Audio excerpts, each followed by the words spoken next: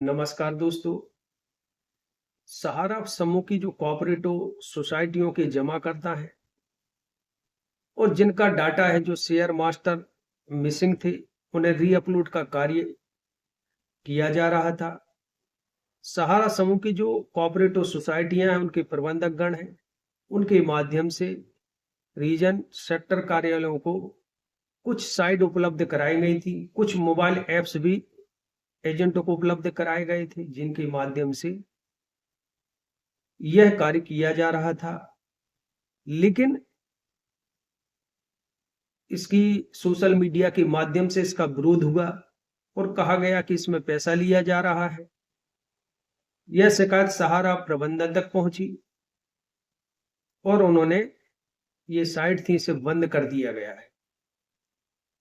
अब प्रश्न उठता है कि आखिर जो शेयर मास्टर मिसिंग है, वह अपलोड कब और किस प्रकार होंगे, कब गरीब निवेशकों का पैसा मिलेगा।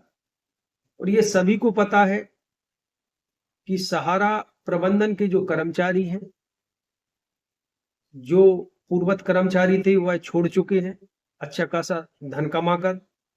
अब जो नए कर्मचारी गण हैं, वह प्राइवेट स्टाफ रखे हुए हैं और उन्हें है जो सैलरी नहीं मिल रही है। और अभी से नहीं, लगभग कुछ लोगों का तो कहना हो चुकी है, लेकिन उन्हें 1 रुपए भी नहीं मिला। अब उनका कहना है कि हम लोग खर्च कैसे चलाएं, कैसे क्या करें। हम भी चाहते हैं कि निःशुल्क काम करें, लेकिन कुछ मजबूरियां हैं। अब हम कहेंगे नहीं, वो तो सहारा प्रबंधन सही करके देगी, क्योंकि हमने सहारा में जमा किया है। तो उनका ये कहना है कि ठीक है, हम फ्री में आपको सेवा उपलब्ध कराएंगे। जब माननीय सर्वोच्च न्यायालय का फैसला आ जाएगा, जो आदेश होगा, हम उसका पालन करेंगे। अब अभी जो जानकारी मिल रही है कि यह साइट अब जो चालू होगी, वह पुनः चालू की जाएंगी, सख्ती से चालू होगी, और जिसमें किसी भी प्रकार का पैसा नहीं लगेगा। लेकिन इसकी जो फॉर्मेलिटी है, उसमें कई गुना पैसा, जो अभी सोशल मीडिया के माध्यम से पता चल रहा था कि कोई बोल रहा है 200 रुपये लग रहा है, एक चैनल वाले तो कह रहे 5,000 रुपये लग रहा है। तो सोचने की बात है, कुछ लोगों ने इसकी भ्रम भ्रांति इतनी ज्यादा फैला दी कि जो हो रहा था वह भी अब नहीं होगा। और कुछ लोगों ने फैलाया कि कुछ पैसा लग रहा है, तो सहारा प्रबंधन के जो कर्मचारी, उन्होंने सोसाइटी के नियम है, रूल्स है, उसके तहत कार्य होगा। अब स्वाभाविक है, ये साइटें हैं जो मंडल रीजन में उपलब्ध कराई जाएंगी, और जानकारी मिल रही है कि जमाकर्ता को उनके समक्ष आना होगा। तो स्वाभाविक है, किराया खर्चा यदि गांव देहात का है तो हजारों रुपए उसके किराए आदि में खर्च होंगे। जाना पड़ेगा, केवाईसी पूर्ण करनी पड़ेगी, क्योंकि नजदीकी ऑफिस बंद है और खुलने के आसार नहीं है। तो इस प्रकार की है जो जानकारी निकल के सामने आई, तो मैंने आपको बताना उचित समझा, तो मैंने आपको बता दिया।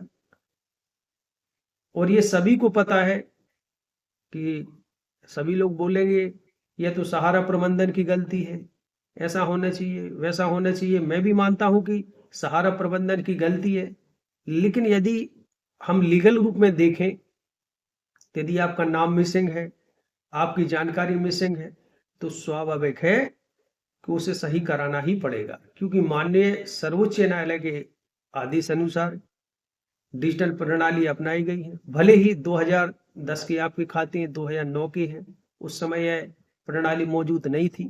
तो स्वाभाविक है, उक्त डाटा हम संशोधन कराएंगे या कुछ त्रुटि को ठीक कराएंगे, तो रूल्स के हिसाब से एफिडेविट आदि तमाम प्रकार की फॉर्मेलिटियों से हमें गुजरना होगा, तभी जाकर हम रिसबमिशन कर सकते हैं। अब प्रश्न उठता है कि आखिर करें तो क्या करें। तो स्वाभाविक है कि यदि हमें सहारा रिफंड पोर्टल से भुगतान लेना है, तो वर्तमान में जो आदेश दिया गया है माननीय सर्वोच्च न्यायालय के आदेश अनुसार, उसके तहत भुगतान लेना है, तो उपरोक्त प्रक्रिया जो बताई जाएगी, जो आगामी, अभी मुझे जानकारी मिल रही है कि जानकारी कुछ समय बाद आने वाली है, तो उसके तहत ही भुगतान लेना पड़ेगा। हाँ, इतना जरूर है कि अभी जो साधारण तरीके से मुझे जो जानकारी मिल रही कार्य होता था, अब उसे और कठिन बनाया गया है, क्योंकि सहारा प्रबंधन किसी से डरने वाला नहीं है। आप चाहे सोशल मीडिया पर जाओ और चाहे आपको जहां जो कुछ करना हो कर लो, क्योंकि हम तो सर्वोच्च न्यायालय में खड़े हैं, ऐसा सहारा प्रबंधन का कहना है। क्योंकि जो रूल्स है, जो नियम है, हम उसके हिसाब से कार्य करेंगे। अब हम जितना जो कर रहे थे या किया गया है, उसके आगे अब जो कार्य होने वाला है वह और कठिन होने वाला है। दूसरी ओर ये सभी को पता है कि माननीय सर्वोच्च न्यायालय द्वारा 20 डायरेक्टरों की सूची मांगी गई थी, जो आज तक नहीं दी गई। यहां तक कि विश्व भारती जन सेवा संस्थान है, जो भैया नागेंद्र कुशवाहा जी हैं, उन्होंने बताया, कितने दुख की बात है, कि डीजीपी को है जो जांच से रोका जा रहा है, जांच को है जो बाधा उत्पन्न की जा रही है वर्तमान में पदस्थ सरकार द्वारा। तो मैं यह कहूंगा कि वर्तमान सरकार में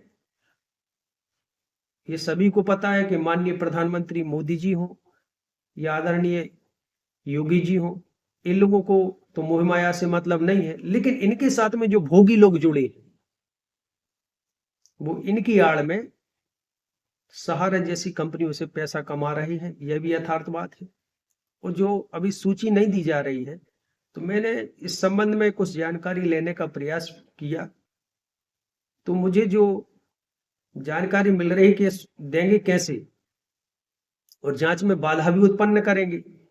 कारण यह है कि यदि जांच का खुलासा होगा तो पता चला ये कौन सी खाते में, किस खाते में यह रकम गई और उस खाते से दूसरे खाते में कैसे रकम गई, और पता चला कि उसमें तो मंत्री जी के बालक थे।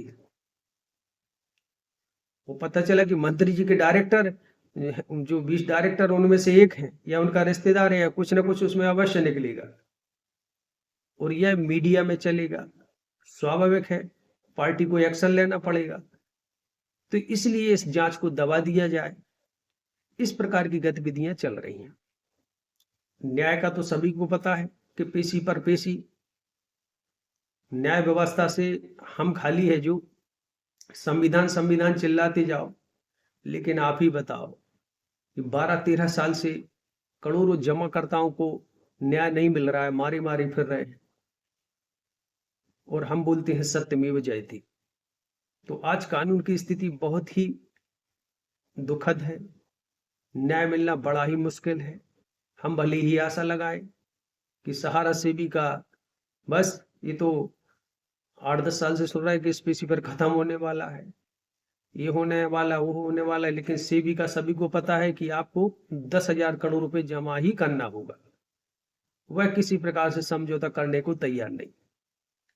खैर, देखना होगा, लेकिन मैं यही कहूंगा कि चाहे नागेंद्र कुशवाहा जी हो, चाहे अभयदेव शुक्ला जी हो, यह लोग निरंतर प्रयास कर रहे हैं जमाकर्ताओं की आवाज उठाने का। लेकिन बड़े दुख की बात है कि जो हमारे जनप्रतिनिधि हैं, वह इस आवाज को जिस तरह से उठाना चाहिए वह उस तरह से नहीं उठा रहे हैं। जैसे झारखंड की सरकार है, जो प्रदेश सरकार, माननीय हेमंत सोरेन जी हैं, इन्होंने उठाया, सुदामा प्रसाद चौरसिया ने उठाया।